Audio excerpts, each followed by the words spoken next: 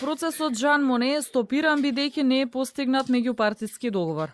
Предстојната рунда разговори беше закажана за во четврток и за 1 март, но последните политички случувања ги замрзнаа средбите, а за тоа се известени и европратениците Вајгл, Флекенштајн и Кукан.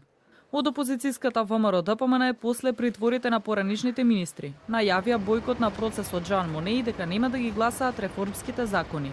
И понатаму не отстапуваат од одлуката без прифаќање на нивните барања. Со сета почит кон процесот, кон сета почит кон европските вредности и обидот за градење на демократска држава, меѓутоа во услови во кои што опозицијата е подложена на политички прогон, апсолутно не би можеле да учествуваме во еден таков исценирана атмосфера во која што ќе се глуми демократија.